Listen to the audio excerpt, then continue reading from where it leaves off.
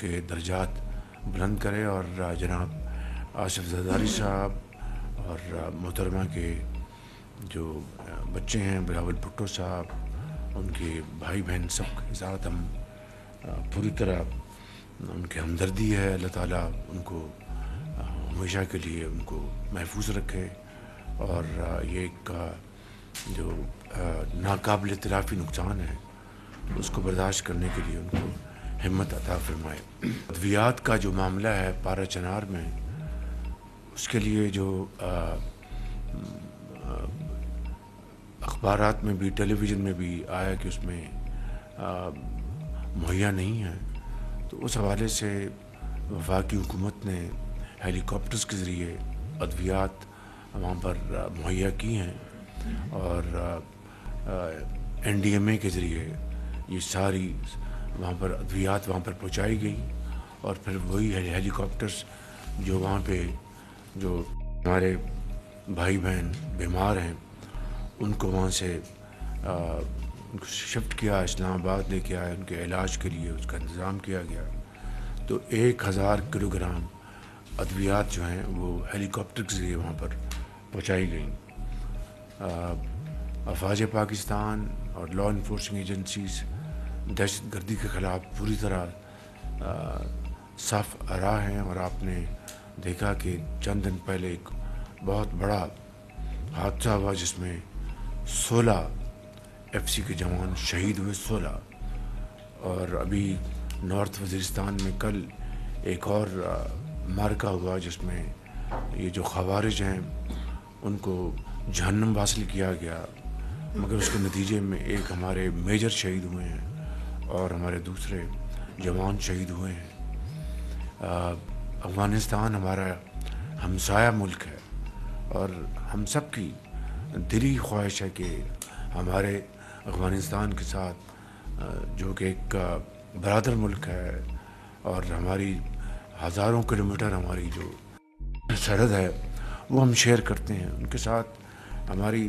دلی ہماری یہ خواہش ہے کہ تعلقات بہتر ہوں، اور ہم ایک دوسرے کے ساتھ معاشی میدان میں تعاون کریں، جو ہماری جو ٹریڈ ہے اس کو فروغ ملے، اور ہماری جو دوسری شکل میں جو ہمارا جو تعاون ہے وہ ان کو بڑھایا جائے۔ بدقسمتی ہے کہ یہ تحریک طالبان پاکستان وہاں سے آج بھی آپریٹ کر رہے ہیں، اور وہاں سے ہمارے یہاں پر پاکستان کے اندر بے گناہ لوگوں کو شہید کر رہے ہیں۔ یہ میں سمجھتا ہوں کہ یہ پالیسی یہ نہیں چل سکتی۔ ہمیں افغان حکومت کو ہم نے ایک سے زیادہ مرتبہ ان کو یہ پیغام دیا ہے، ہم آپ کے ساتھ بہت اچھے تعلقات چاہتے ہیں، لیکن یہ ٹی ٹی پی ان کا بالکل مکمل طور پر ناطقہ بند کریں۔ ان کو یہ کسی صورت بھی ان کو اجازت نہیں ہونی چاہیے کہ پاکستان کے بے گناہ لوگوں کو وہ شہید کریں۔ میں سمجھتا ہوں کہ ہمارے لیے ایک ریڈ لائن ہے، اور اگر جو ٹی ٹی پی بدستور وہاں سے آپریٹ کرے گی کسی صورت بھی، یہ ہمارے لیے قابل قبول نہیں، اور ہم اس کے اوپر جو پاکستان کی سالمیت کے تقاضے ہیں ان کا ہم پوری طرح انشاءاللہ دفاع کریں گے۔ لیکن اس کے ساتھ ساتھ میں پھر افغان حکومت کو یہ کہنا چاہتا ہوں کہ اس کے اوپر آپ ایک ٹھوس حکمت عملی بنائیں، اور اس کے لیے ہم آپ سے بات چیت کرنے کے لیے تیار ہیں۔ لیکن اگر ایک طرف ہمیں یہ پیغام ملے کہ ہم تعلقات بڑھانا چاہتے ہیں اور دوسری طرف ٹی ٹی پی کو کھلی چھٹی ہو، تو یہ دو عملی نہیں ہو سکتی، یہ بات ممکن نہیں ہے۔ کل میری آذربائیجان کے صدر کے ساتھ ٹیلی فون پر گفتگو ہوئی، جناب علیف کے ساتھ، وہ بہت پاکستان کے دوست ہیں، خیر خواہ ہیں، اور پاکستان سے بے پناہ وہ عوام سے، پاکستان کے لوگوں سے بڑی محبت کرتے ہیں، اور انشاءاللہ اگلے آنے والے چند مہینوں میں یہ توقع کی جا رہی ہے کہ ہمارے ان سے جو معاشی روابط جو ہیں وہ بہت انشاءاللہ مضبوط ہوں گے۔ بدقسمتی سے ان کا ایک طیارہ حادثے کا شکار ہوا، اور 38 لوگ ان کے شہید ہو گئے، 24 بچ گئے۔ تو ان کے لیے پھر میں نے ان سے ٹیلی فون پر اظہار ہمدردی کیا. ایک خوشخبری یہ ہے آئی سی سی کہ انشاءاللہ یہاں پر ایونٹ ہونے جا رہے ہیں کرکٹ کے, اور پاکستان کے عوام کو ہائی کوالٹی کرکٹ کا موقع ملے گا. اس کے لیے ساری تیاری کر لی گئی ہے, اور امید کی جانی چاہیے کہ انشاءاللہ یہ میچز جو ہیں کرکٹ کے میدان میں انشاءاللہ پاکستان کی جو صلاحیت ہے اس کو پوری طرح ہمارے بچے جو ہیں اس کو انشاءاللہ لے کے آئیں گے سامنے. جو اے ڈی آر کے حوالے سے ایک بڑی